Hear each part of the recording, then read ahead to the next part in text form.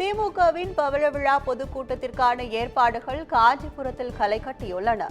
திமுக ஆரம்பித்து 75 ஆண்டுகள் நிறைவடைந்ததை முன்னிட்டு காஞ்சிபுரம் பச்சையப்பன் ஆடவர் கல்லூரி மைதானத்தில் இன்று பவள விழா பொதுக்கூட்டம் நடைபெறுகிறது. இதில் முதலமைச்சர் மு.க.ஸ்டாலின், அமைச்சர்கள், சட்டமன்ற உறுப்பினர்கள், மக்களவை உறுப்பினர்கள், திமுக கூட்டணி கட்சி தலைவர்கள் உள்ளிட்டோர் பங்கேற்கின்றனர். இதற்காக 25,000க்கும் மேற்பட்டோர் அமரும் வகையில் பிரம்மாண்ட பந்தல் அமைக்கப்பட்டுள்ளது. இதனிடையே பவள விழா பொதுக்கூட்டத்தில் உதயநிதி ஸ்டாலின் துணை முதலமைச்சராக அறிவிக்கப்படுவாரா என்ற எதிர்பார்ப்பும் திமுக தொண்டர்கள் மத்தியில் எழுந்துள்ளது. தமிழ்நாட்டில் 19 மாவட்டங்களில் இன்று கனமழை பெய்ய வாய்ப்புள்ளதாக சென்னை வானிலை ஆய்வு மையம் எச்சரிக்கை விடுத்துள்ளது. இதுகுறித்து வெளியிட்டுள்ள அறிக்கையில் உள் தமிழக பகுதிகளின் மேல் வளிமண்டல கீழடுக்கு சுழற்சி நிலவுவதாக குறிப்பிட்டுள்ளது. இதனால் கோவை மாவட்ட மலைப்பகுதிகள் மற்றும் திருச்சி, வேலூர், திருப்பத்தூர், திண்டுக்கல், தேனி, மதுரை உட்பட 19 மாவட்டங்களில் கனமழை பெய்யக்கூடும் எனவும், சென்னையை பொறுத்தவரை நகரின் ஒரு சில இடங்களில் இடிமின்னலுடன் கூடிய லேசானது முதல் மிதமான மழைக்கு வாய்ப்புள்ளதாகவும் வானிலை ஆய்வு மையம் தெரிவித்துள்ளது. சென்னையில் கொட்டி தீர்த்த கனமழையால் வீடுகளுக்குள் தண்ணீர் புகுந்ததால் பொதுமக்கள் பெரும் சிரமத்திற்கு உள்ளாகினர்.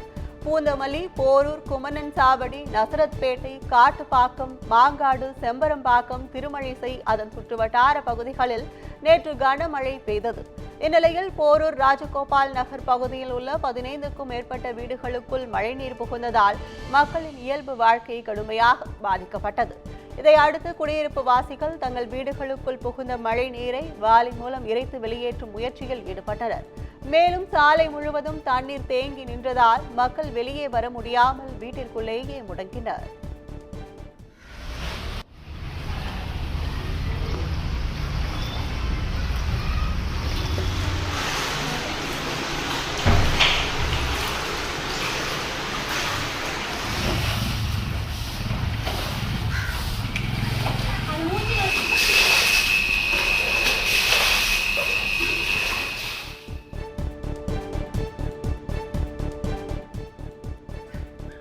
ராமநாதபுரத்தில் சேதமடைந்த பள்ளி கட்டடத்தை 12 வாரத்திற்குள் அப்புறப்படுத்த வேண்டும் என்று உயர்நீதிமன்ற மதுரை அமர்வு உத்தரவிட்டுள்ளது.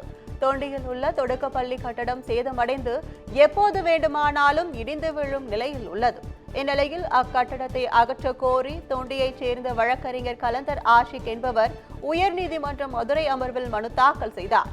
இந்த மனுவை விசாரித்த நீதிபதிகள் ஆர். சுப்பிரமணியன் மற்றும் விக்டோரியா கௌரி ஆகியோர் சம்பந்தப்பட்ட பள்ளி கட்டடத்தை 12 வாரங்களுக்குள் அப்புறப்படுத்தி புதிய கட்டடம் கட்ட வேண்டும் என்று தமிழ்நாடு அரசுக்கு உத்தரவு பிறப்பித்தனர்.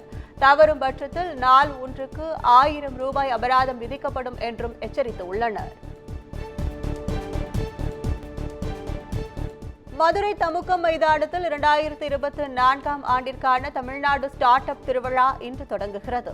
தமிழ்நாடு புத்தொழில் மற்றும் புத்தாக்க இயக்கத்தின் ஒருங்கிணைப்பில் நடைபெறும் இந்த ஸ்டார்ட் அப் திருவிழாவானது 2 நாட்கள் நடைபெறவுள்ளது. இந்த 2 நாள் நிகழ்ச்சியில் தமிழ்நாட்டின் புதிய தொழில் முனைவோர்களை ஊக்குவிக்கவும், புத்தொழில் நிறுவனங்களின் வளர்ச்சிக்கு உதவும் அரசின் திட்டங்கள் குறித்தும், புத்தொழில் செயல்பாட்டாளர்களை ஒருங்கிணைக்கும் விதமாகவும் நிகழ்ச்சிகள் நடைபெறவுள்ளன. நிறைவு நாளான 29ஆம் தேதி அமைச்சர் உதயநிதி ஸ்டாலின் பங்கேற்க உள்ளதாகவும் தெரிவிக்கப்பட்டுள்ளது. நெல்லையில் நவம்பர் 11ஆம் தேதி வரை நடைபெறும் பொருட்காட்சியை சபாநாயகர் அப்பாவு மற்றும் அமைச்சர் சாமிநாதன் ஆகியோர் தொடங்கி வைத்தனர். தமிழ்நாடு அரசின் செய்தி மக்கள் தொடர்புத்துறை சார்பில் பாளையங்கோட்டை சிறைக்கு எதிரே உள்ள காது கேளாதோர் பள்ளியில் அரசு பொருட்காட்சி தொடக்க விழா நேற்று நடைபெற்றது. இதில் அரசின் திட்டங்களை மக்களுக்கு தெரியப்படுத்தும் வகையில் 31 துறைகள் சார்ந்த அரங்குகள் அமைக்கப்பட்டுள்ளன. சபாநாயகர் அப்பாவு மற்றும் அமைச்சர் சாமிநாதன் ஆகியோர் பங்கேற்று பொருட்காட்சியை தொடங்கி வைத்தனர். தொடர்ந்து 64 பேருக்கு 1.5 கோடி ரூபாய் மதிப்பிலான நலத்திட்ட உதவிகளையும் வழங்கினர். இதனிடையே பொருட்காட்சியில் அமைக்கப்பட்டுள்ள கடைகளுக்கு மின்சாரம் உள்ளிட்ட வசதிகள் செய்து தராமல் திறந்து வைத்ததாக குற்றச்சாட்டும் எழுந்துள்ளது. எந்த வாய்ப்பு கொடுத்தாலும் அமைச்சர் உதயநிதி ஸ்டாலின் சிறப்பாக செய்து முடிப்பார் என அமைச்சர் KR பெரிய கருப்பன் தெரிவித்துள்ளார்.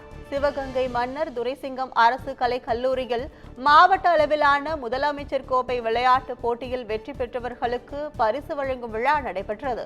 இதில் கூட்டுறவுத்துறை அமைச்சர் KR பெரிய கருப்பன் பங்கேற்று மாணவர்களுக்கு பதக்கம் மற்றும் சான்றிதழ்களை வழங்கினார். இதை அடுத்து பேட்டியளித்த அவர், நிரூபிக்கப்படாத குற்றச்சாட்டிற்கு ஜாமீனில் வெளியே வந்துள்ள செந்தில் பாலாஜிக்கு மீண்டும் அமைச்சர் பொறுப்பு வழங்குவது குறித்து முதலமைச்சர்தான் முடிவு செய்வார் என கூறினார்.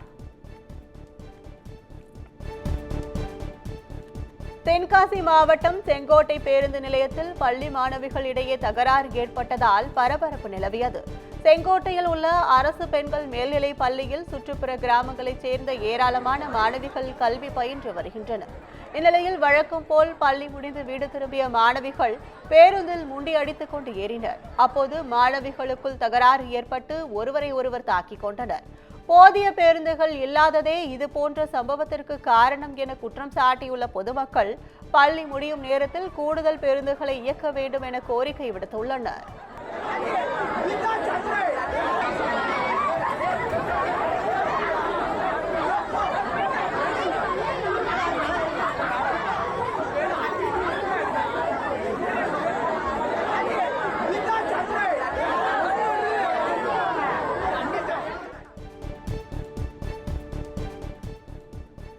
தெற்கு ரயில்வேயில் TTR வேலை வாங்கி தருவதாக கூறி பண மோசடி செய்த 3 பேரை போலீசார் கைது செய்துள்ளனர். சென்னை ஒரகடம் பகுதியைச் சேர்ந்த ராமகிருஷ்ணன் என்பவரது சகோதரியின் மகன் வேலை கிடைக்காமல் இருந்ததாக தெரிகிறது. இந்நிலையில் விஜய் என்பவர் தனது நண்பர் தெற்கு ரயில்வேயில் பணிபுரிவதாகவும் 10 லட்சம் ரூபாய் கொடுத்தால் TTR வேலை கிடைக்கும் எனவும் ராமகிருஷ்ணனிடம் கூறியுள்ளார். இதனை நம்பிய அவர் ஜிபே மூலம் ரயில்வே தொழிற்சங்கத்தின் தலைவராக உள்ள கௌரவகுமார் என்பவருக்கு பணம் அனுப்பியதாக தெரிகிறது. இதையடுத்து வேலை வாங்கி தராமல் அவர்கள் தலைமறைவான நிலையில் சந்தேகமடைந்த ராமகிருஷ்ணன் ஆவடி காவல் ஆணையரகத்தில் புகார் அளித்தார். அதன் பேரில் விசாரித்த போலீசார் விஜய் உட்பட 3 பேரை கைது செய்து கௌரவகுமாரை தேடி வருகின்றனர். கூடுவாஞ்சேரி சார் பதிவாளர் அலுவலகத்தில் லஞ்ச ஒழிப்பு போலீசார் அதிரடி சோதனை நடத்தி கணக்கில் வராத பணம் மற்றும் முக்கிய ஆவணங்களை கைப்பற்றியுள்ளனர். செங்கல்பட்டு மாவட்டம் கூடுவாஞ்சேரி சார் பதிவாளர் அலுவலகத்தில் அதிகாரிகள் பொதுமக்களிடம் லஞ்சம் வாங்குவதாக புகார் எழுந்தது.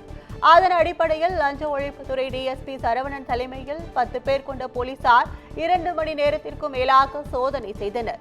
இதில் கணக்கில் வராத லட்சக்கணக்கான ரூபாய் ரொக்கம் மற்றும் முக்கிய ஆவணங்கள் பறிமுதல் செய்யப்பட்டதாக தெரிகிறது. இது தொடர்பாக இணை பதிவாளர் ஆனந்த் மற்றும் 2 ஊழியர்களிடம் லஞ்ச ஒழிப்பு போலீசார் விசாரணை மேற்கொண்டு வருகின்றனர். முன்னாள் காவல் அதிகாரி வெள்ளத்துறை நடத்திய என்கவுண்டர் தொடர்பாக புதிய வழக்கு பதிவு செய்து 6 மாதங்களில் விசாரணையை முடிக்க தமிழக DGPக்கு உத்தரவிடப்பட்டுள்ளது. கடந்த 2010ஆம் ஆண்டில் மதுரை மாநகர காவல்துறை உதவி ஆணையராக இருந்த வெள்ளத்துறை முருகன் என்ற கள்ளு மண்டையனை என்கவுண்டர் செய்தார். இந்நிலையில் தனது மகனை சட்டவிரோதமாக கொலை செய்துவிட்டதாகவும் வழக்கை CBI விசாரிக்க வேண்டும் எனவும் கோரி முருகனின் தாயார் குருவம்மாள் மனு தாக்கல் செய்தார். இந்த வழக்கை விசாரித்த உயர்நீதிமன்ற மதுரை அமர்வு என்கவுண்டர் தொடர்பாக SP அந்தஸ்திற்கு குறையாத அலுவலரை நியமித்து 6 மாதங்களுக்குள் விசாரணையை முடிக்குமாறு DGP சங்கர் ஜிவாலுக்கு உத்தரவிட்டது.